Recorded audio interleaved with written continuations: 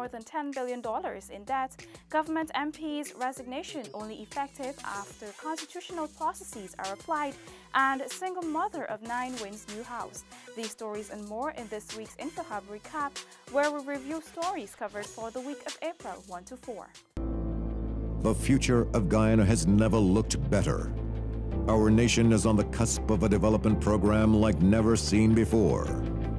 While Guyana is now emerging as an energy giant through the discovery of massive reserves of oil and natural gas, it is your government's intention that the huge benefits emerging from this will go where it matters most, to you, the people of this beloved country.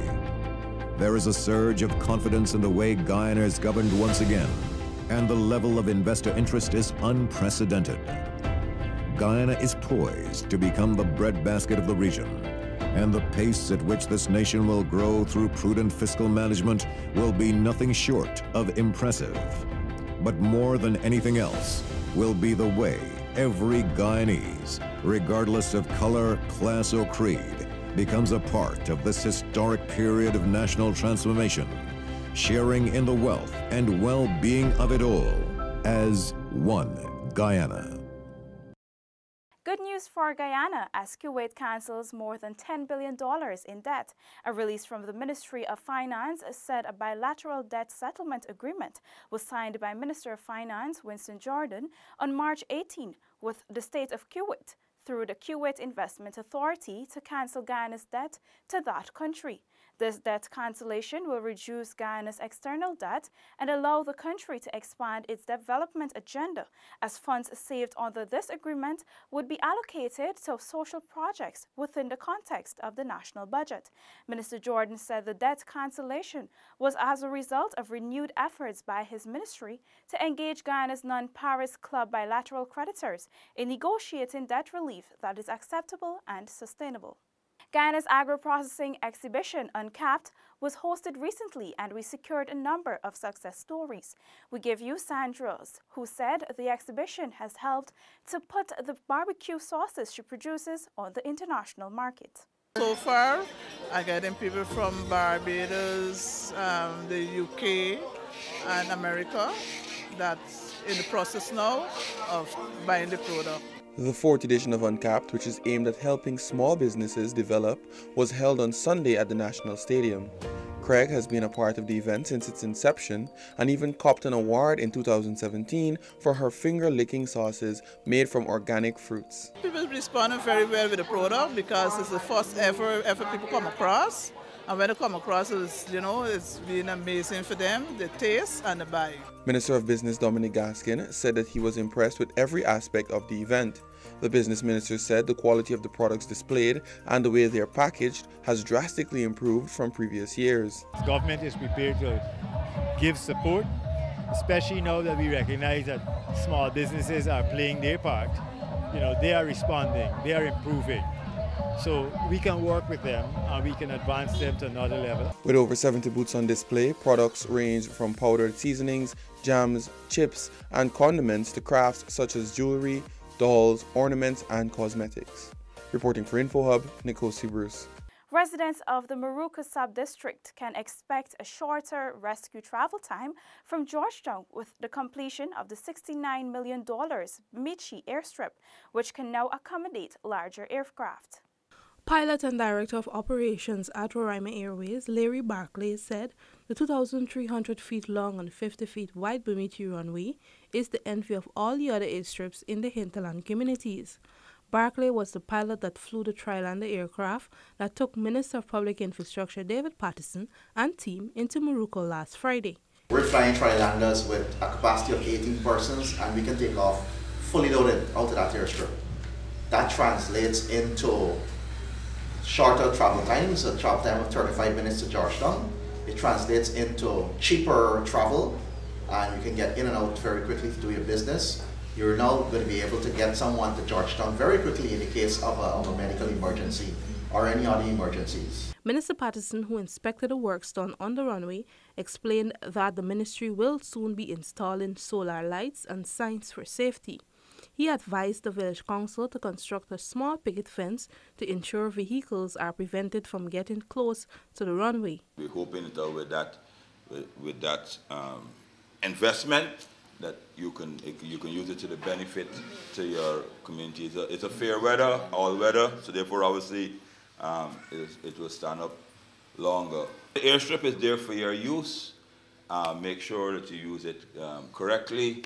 You know, you don't get no excavators, my brothers. You don't get no excavators crossing over it, because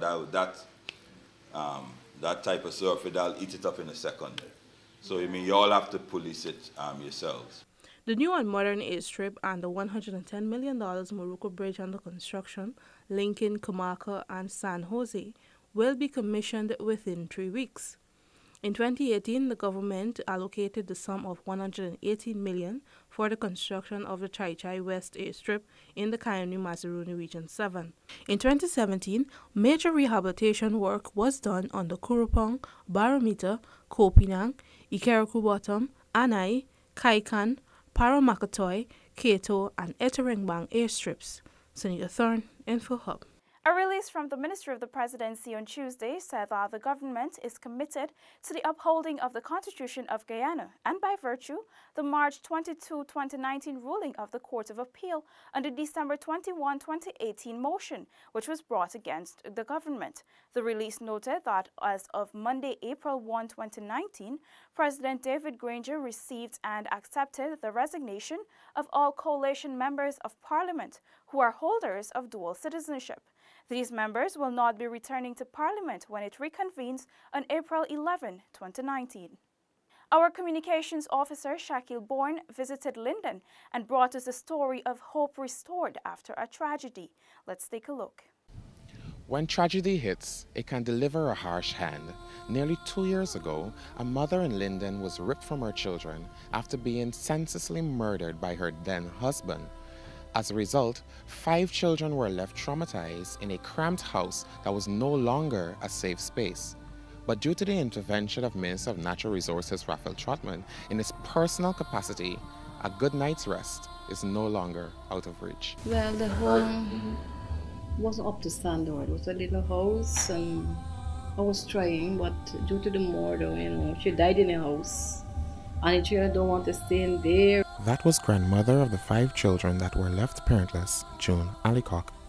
The grandmother reflected on the proverbial straw that eventually broke the camel's back. It was very, very uncomfortable. Just a little house. We had one bed, and we had to lie on the floor, So I started to say, Sometimes my daughter slept on the bed with the children, or we exchange, But since the daughter died on the bed, nobody wanted to go in there.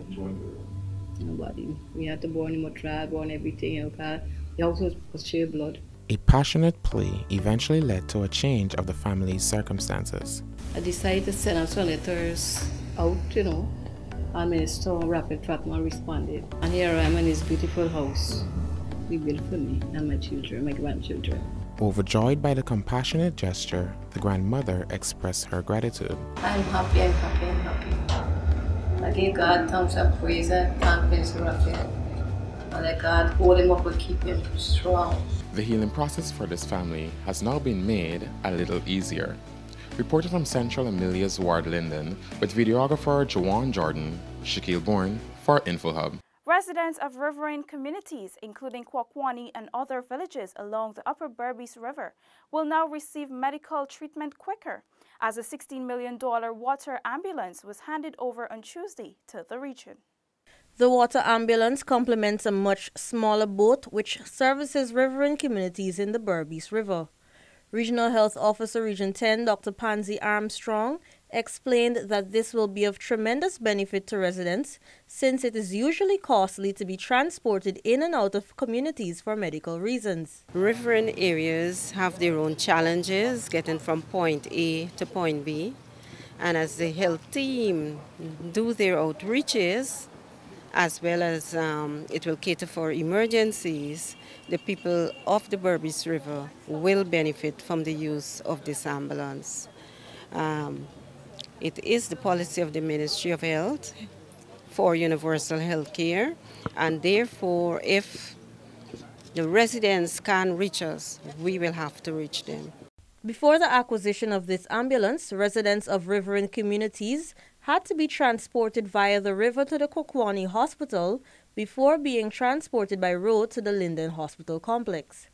This new spacious ambulance will reduce the time it takes from a community in the Berbice River to the main hospital in Linden. I believe that we are on our way to ensuring that we work towards having universal access to health, but not just having access, but having access in a timely manner, which will save lives. We're talking now of taking the persons not to Kokwani Hospital if it's a case that needs to be administered at a higher level. It means then that these persons can go directly to Linden Hospital complex so that that person can receive a higher level of care. So we're talking about time factor here. This is the third ambulance supplied to regions with several riverine communities within the last 6 months. One was commissioned at Oriala in October 2018 and another at Bartica in January 2019. For InfoHub, Delicia Haynes. Good news! To date, 113 Guyanese have already been employed with Guyana Manganese Incorporated, the local company formed by Bosai Minerals, to head its operations at Matthews Ridge, Region 1. We're standing in front of what is called a crusher house. As you can see from behind me, both Minister of Natural Resources Raphael Trotman and Dawn Hastings, Public Affairs, are here in Region 1 at Matthews Ridge. They're going to be doing an inspection of Bosai's operations in this region. Guyana Manganese Incorporated, GMI, has set a time frame of July 2019 to develop the mines, plant and factories to begin extracting the mineral at the Matthews Ridge plant. During this first phase of construction, the mined ore processing plant, washing plant, warehouses and factory will be fully established. To date, work is said to be on the way. However, there have been delays due in part to land slippage.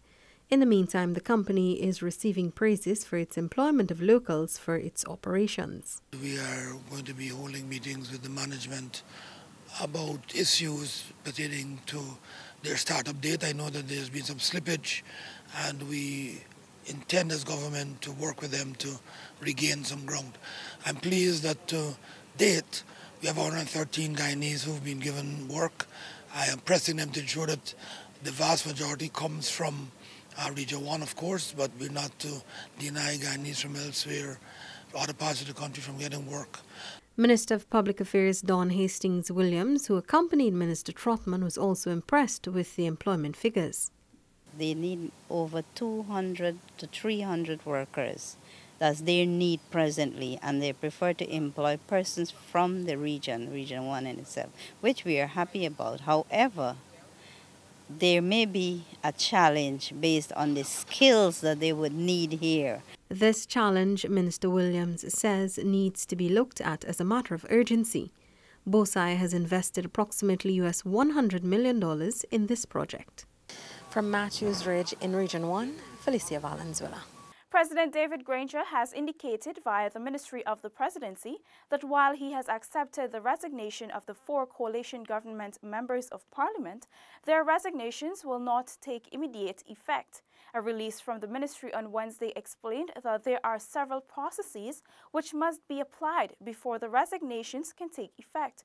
The head of state made it clear that a replacement of MPs can be done only when they submit their letters of resignation to the Speaker of the National Assembly, as is prescribed by the Article 1561A of the Constitution, which states, "A member of the National Assembly shall vacate his or her seat therein, if he or she resigns it by writing under his or her own hand addressed to the Speaker, or if the office of the Speaker is vacant or the Speaker is absent from Guyana, to the Deputy Speaker."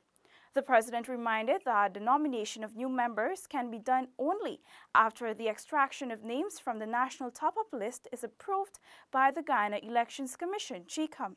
As such, the 4 ministers, Carl Greenwich, Joseph Harmon, Dominic Gaskin, and Dr. Rupert Rupnarine, will remain ministers until these processes are completed.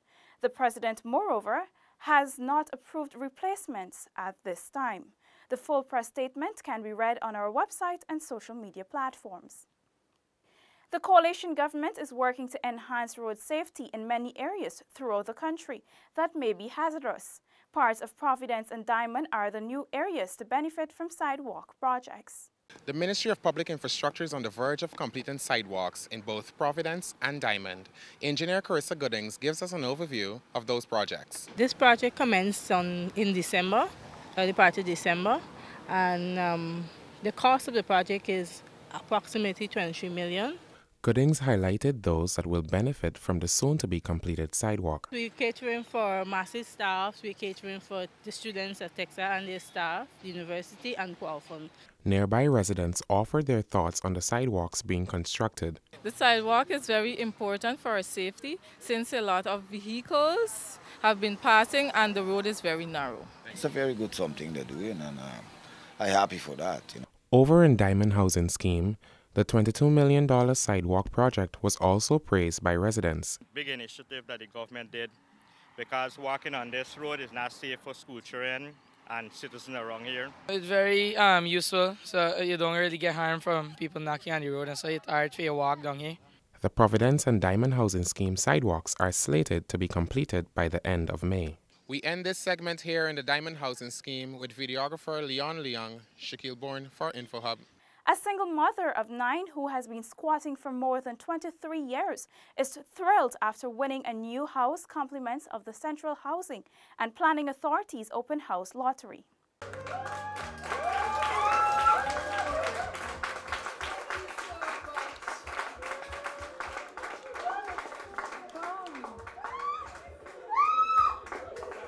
I was so happy I screamed in the mall.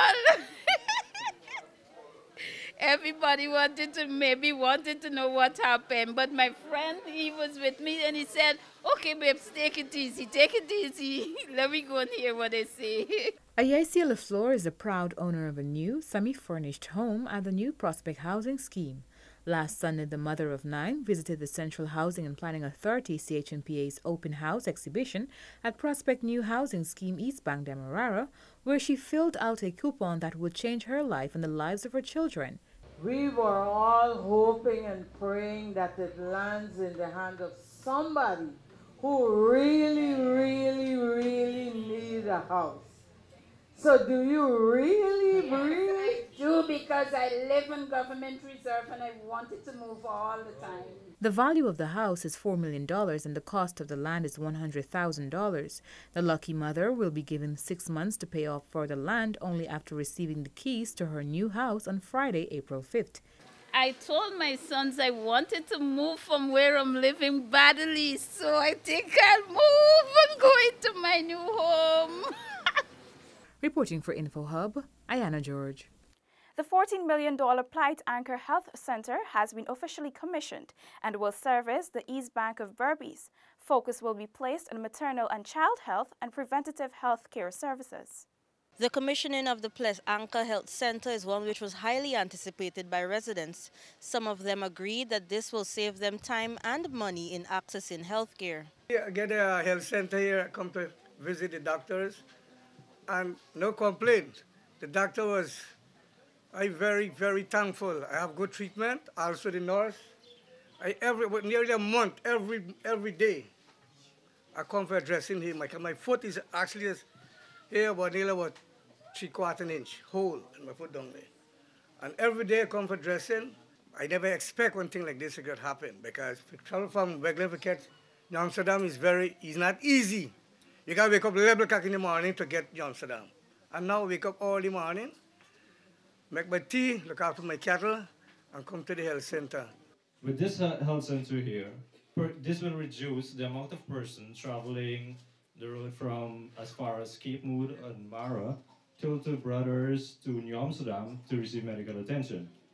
And I'm sure that the government has looked into the situation, see that we are in need of a health center, and today this is the result. We have a health center, it's functional. Both senior and junior ministers of public health visited the East Bank Berbice community to commission the facility. This health center will serve a catchment area of approximately 800 persons.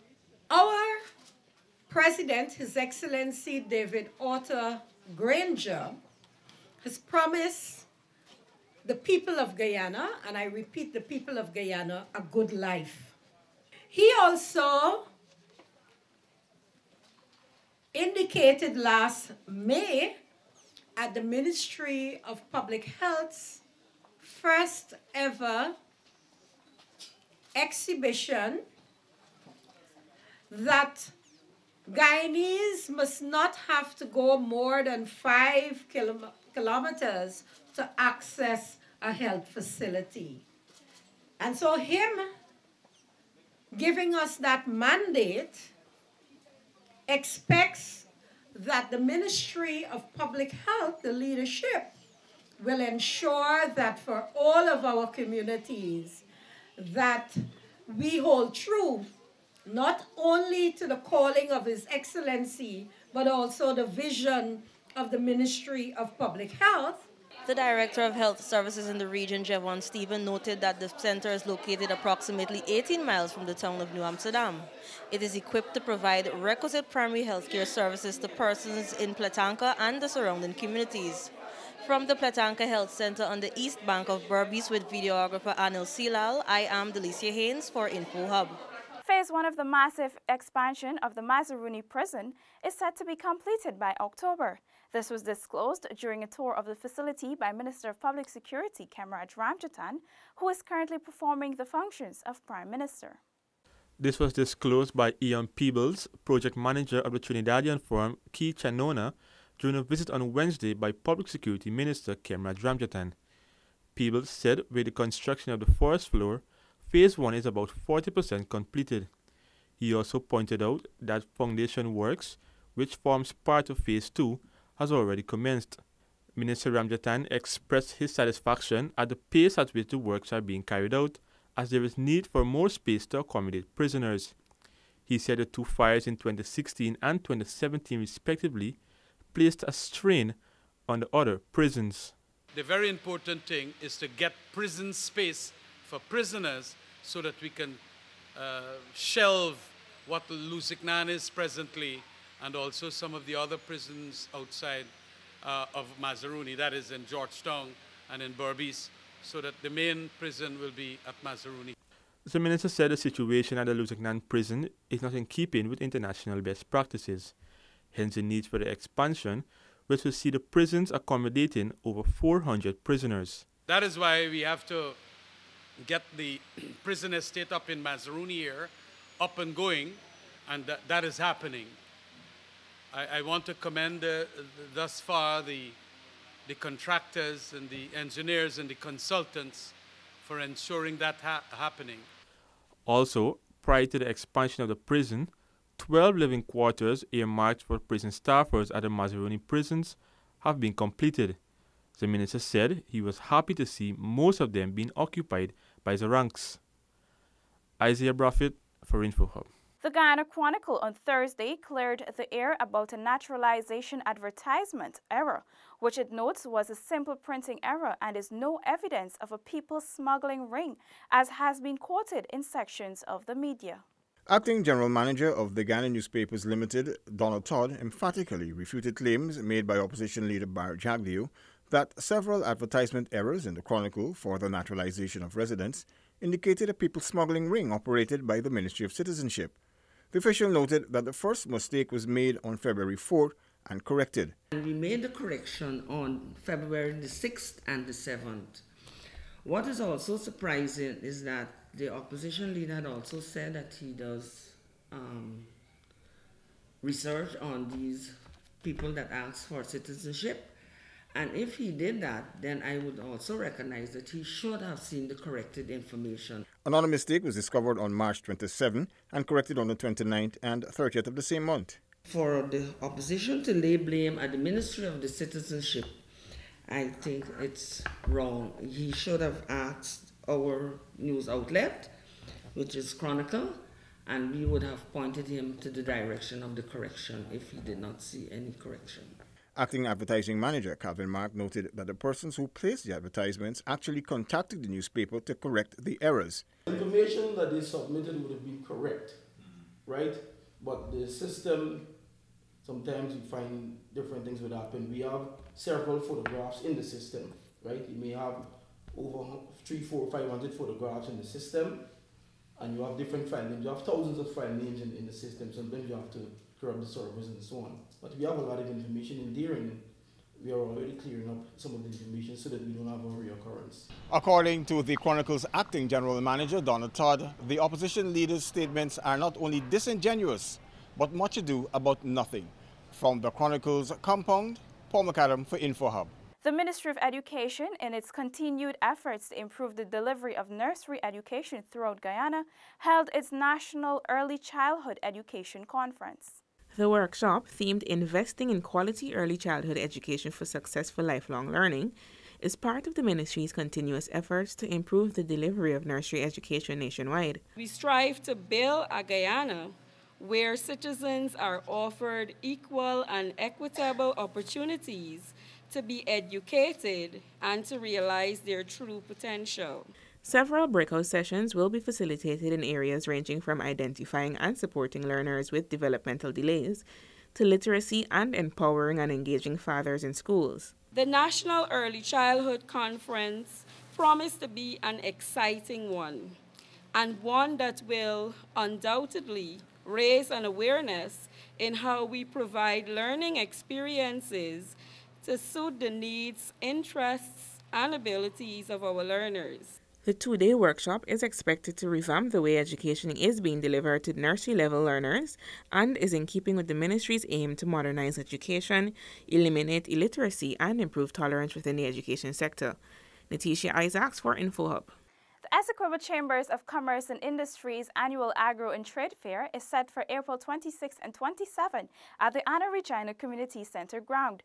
According to a Guyana Chronicle report, the event will be held under the theme Essequibo Means Business, and already businesses have begun registering for the mega event. President of the Chambers, Suan Sunarayan, said thus far the feedback has been positive from the business community. She said that Guyana being named as an eco-tourist destination in the world, Region 2 must be included as it is a region with beautiful natural lakes. Sunarayan said the Chambers will continue to work with stakeholders to enhance the region's tourism sector. She's also urging businesses to come on board and support the fair. On display will be leading agro-processing and manufacturing companies, which will showcase their products and services. Crops and livestock farmers will play an integral role at the fair. Uncapped, the Agro-Processing Expo has been successful in identifying and creating awareness for local producers. A first-time participant, Andrew Campbell, says he has received immense exposure at the expo, which has rewarded him with more business success. Uncapped continues to provide more business opportunities for local entrepreneurs like Andrew Campbell. Campbell is the owner of Ebosawano Natural Foods, and this year he launched his line of dried watermelons and pineapples at the exhibition. What we are trying to do is transform the way how Guyanese, utilize foods in Guyana, especially the natural foods.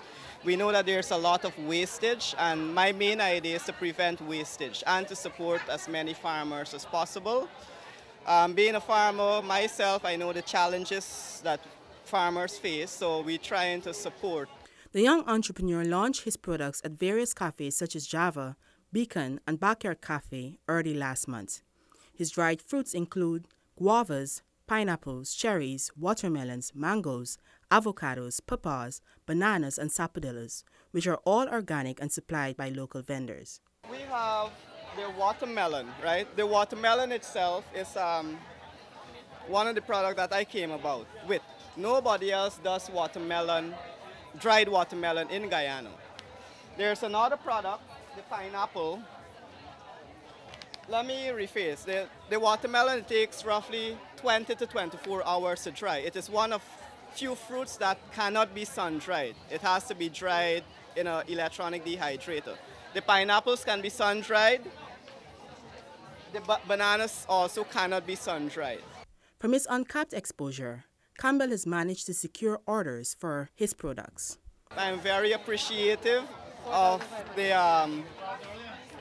the invitation extended to be here, and I see it as an opportunity to get my products out to the audience, to know more about my products, and to know that we support a lot of people, a lot of farmers. Yes. Well, we have been getting a very good feedback, positive feedback. The watermelon is the biggest thing so far. To contact Ebo Suwana Natural Foods, email them at campbellj18@gmail.com or mobile number 665-8306. Aliyah Hamilton, InfoHub. Do remember to subscribe to our website for more stories and follow us on social media platforms for daily updates. This has been InfoHub Recap. Goodbye.